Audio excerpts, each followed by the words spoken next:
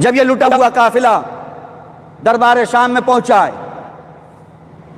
یزید کا دربار سجا ہوا، جناب زینب نے خطبہ دیا، جناب سید سجاد نے خطبہ دیا، دونوں ذوات مقدسہ خطبہ دے چکی، پورا دربار منقلب ہونے کو ہے، دربار پلٹ رہا ہے، ہر طرف سے لوگ کھڑے ہو رہے ہیں، مسیح کھڑا ہو رہا ہے، رومی کھڑی ہو رہی، سب بغاوت کر رہے ہیں، تم غلط کر رہے ہو، تم غلط کر رہے ہو، دربار منقلب ہونے کو ہے، یزید پریشان ہے، ان میں اتنی مجال میرے سامنے گفتگو کریں، یقین جان لیں یزید یزید ہے، ظالم بادشاہ کی آنکھوں میں آنکھیں ڈال کے بولنا آسان نہیں ہوتا،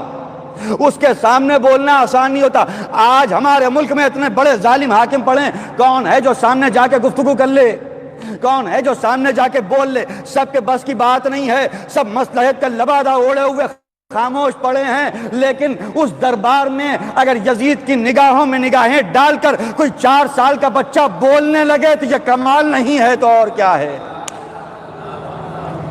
جہاں بڑے بڑے خاموش وہاں 4 سال کا بچہ، اس لیے کہ جب دربار پلٹنے کو آیا یزید نے اپنے مشاورین سے پوچھا کیا کریں، ان کی اتنی ہمت ہو گئی، یہ میرے دربار میں آ کے مجھے چیلنج کر رہے ہیں، سید سجاد میرے دربار میں آ کے مجھے چیلنج کر رہے ہیں، زینب کبریٰ میرے دربار میں آ کے مجھے چیلنج کر رہی ہیں، کریں کیا؟ سارے مشاوروں نے کہا یزید اگر تو حکم دے 72 کو کربلا میں مارا ہے، 84 کو یہاں مار دیں گے۔ بچے عورتیں ملا کے 84 ہیں وہاں پہ، 84، یہ جتنے بچے ہیں 84، اگر ہم نے 72 کو وہاں مار دیا تو ان 84 کو یہاں مارنا کوئی مشکل نہیں ہے، اس لیے کہ یہ سب قیدی ہیں، تو حکم دے دے ہم مار دیں گے۔ اب یہ بات ہو ہی رہی تھی، یا یزید، جہاں سب امیر المومنین کہہ کے بولنے والے لوگ، وہاں 4 سال کی عمر میں اگر کوئی بول رہا ہے حق ہے کہ امامت اس کا حق ہے۔ یا یزید نام لے کے، یزید تیرے دربار کو دیکھ کے فرعون کا دربار یاد آ گیا، کس سے بھی ملایا ہے، فرعون کا دربار یاد آ گیا، بنے ہوئے خدا کا دربار یاد آ گیا،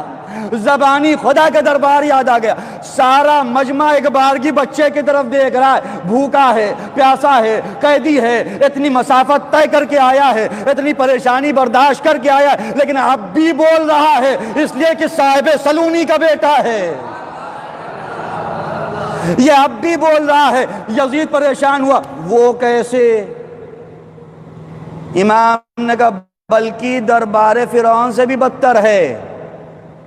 یزید پھر پریشان ہوا، وہ کیسے؟ کہا اس لیے جاؤ قرآن پڑھو۔ امام نے بھی استناد کیا قرآن سے، اس لیے کہ حدیث رسول بیان کریں گے تو اسی دربار میں رسالت کا انکار ہو رہا ہے، اسی دربار میں نبوت کا انکار ہو رہا ہے، یہ حدیث کو مانیں گے نہیں، اس لیے سیدھا استناد قرآن سے کیا۔ مسلمان جتنے بیٹھے ہوئے ہیں یہ جانے تو یہ حافظ ہیں، یہ قرآن پڑھنے والے ہیں، قرآن کے قاری ہیں، میں قرآن سے استناد کر رہا ہوں کہ جاؤ قرآن میں پڑھو۔ جب جناب موسیٰ جناب ہارون کو پکڑ کے دربار میں گرفتار کر کے لایا گیا ہے، اور اس کے بعد فرعون نے سارے لوگوں سے مشورہ طلب کیا، بتاؤ فرعون، بتاؤ موسیٰ کا کیا کریں، بتاؤ ہارون کا کیا کریں؟ سارے درباریوں نے کہا قالو ارجہ واخاہ، سب نے یہی کہا موسیٰ کو چھوڑ دو، ان کے بھائی کو چھوڑ دو، اس لیے کہ یہ آپ کے رشتہ دار ہیں۔ کہا وہ والے تو یہ کہہ رہے تھے رشتہ دار ہیں چھوڑ دو، لیکن تیرے درباری کہہ رہے ہیں انہیں قتل کر دو، انہیں مار دو،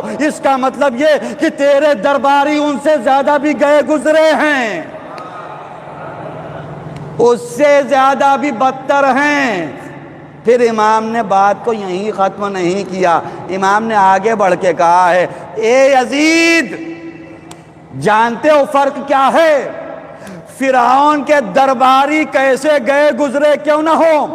لیکن حلال زادے تھے، غیر حلال زادے نہیں تھے، اس لیے کہ لا یقتل الانبیاء ولا اولاد الانبیاء الا اولاد البغایا، انبیاء اور اولاد انبیاء کو صرف غیر حلال زادے ہی قتل کرتے ہیں، وہاں حلال زادے تھے، تیرے یہاں کوئی حلال زادہ نہیں ہے۔ ایک صلوات پڑھ دیں محمد